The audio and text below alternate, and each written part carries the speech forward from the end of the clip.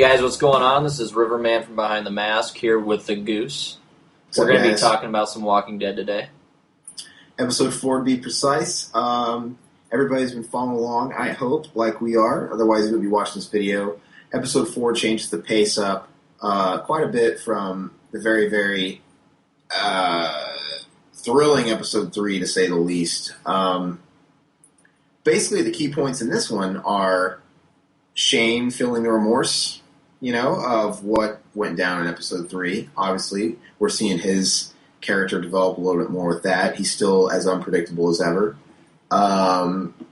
They're further searching for Carol's daughter, which hopefully they'll come to some resolution with that.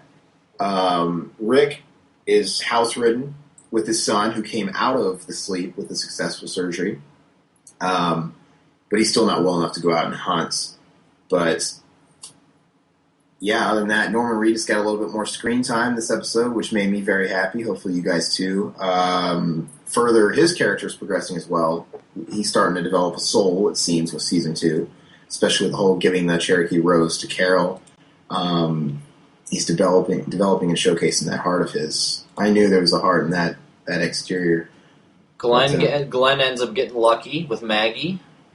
Absolutely. The farmer's daughter. The farmer's daughter. They go off to pick up supplies at the pharmacy, and actually, the biggest plot point of this episode, every episode leaves you off with another cliffhanger, and this one is the fact that somebody's pregnant. And who is the father? It's like an episode of Maury.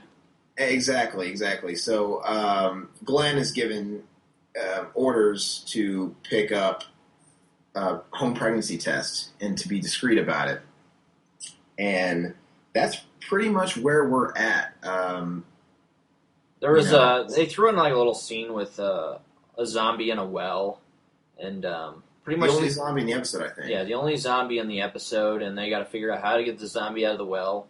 They throw Glenn down on a rope and try to hoist the zombie up because they want to save the well water from, the Glenn, he's always the guinea pig. You saw that coming, his little near-death experience, which I don't understand why they were so concerned about shooting it down there and his brains or whatever affecting the well when he's clearly already bleeding it's already everywhere infected. in this well. And, who would want to drink out of that thing anyway with a fat, naked zombie in there? Exactly. I'd be a little turned off of it. And there's other wells, too. Yeah, they had another one. The pipe breaks. Glenn falls down. He almost gets killed by the zombie. They pull him up. That's the end of that. But, it was special effects look great in that part. And,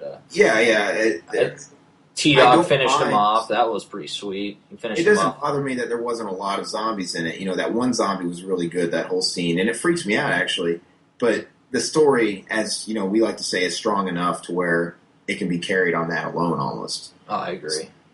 But the other two little things I want to bring up, just to close out the segment, is they didn't find Carol's daughter, but Norman Reedus' character, Daryl, came across a cabin, and I guess it's implied you would think that she was staying there. He found the blanket in the pantry, and he found the can of sardines that I guess is implied that it wasn't rotten, so I guess it was fresh when he sniffed it out of the trash, but he didn't find her. Instead, he brought back that Cherokee Rose.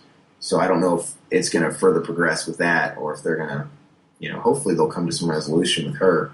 And then the other thing is we had this scene where Rick was speaking with the owner of the farm about asking him to reconsider his decision on once his boy gets better and once he gets back up to health that they move on.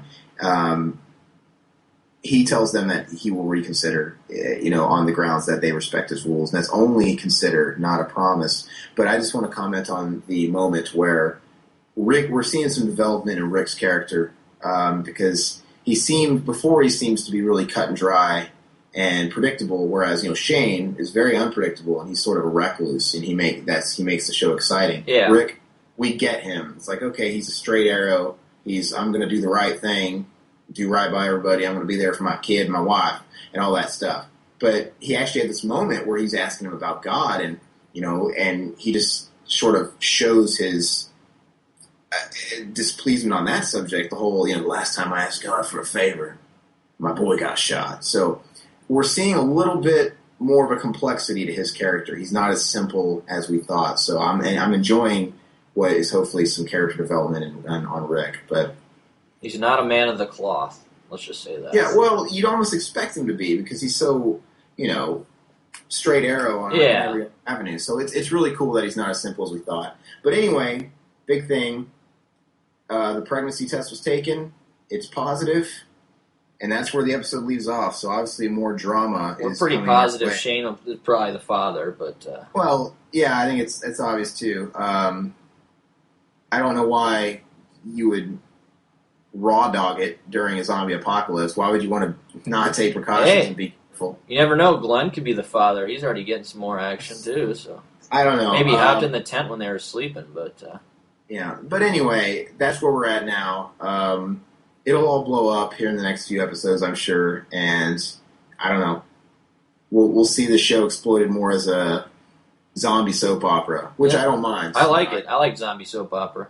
The drama works for the series, and I don't know. And there's a lot of people that bitch about it, but you got to tell yourself it is a TV series, so there's going to have to be drama. It can't just be straight zombie action. So there has to be some sort of storyline, people. Absolutely, and I enjoy it. So anyway, let us know what you think about Episode 4 and what you think is going to happen next in Episode 5. We'll see how close your predictions come. And sound off in the comments below and let us know that. And go to BehindTheMaskPresents.com.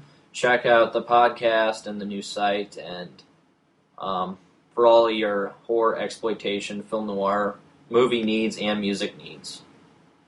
Among other things. We'll see you guys later. Later.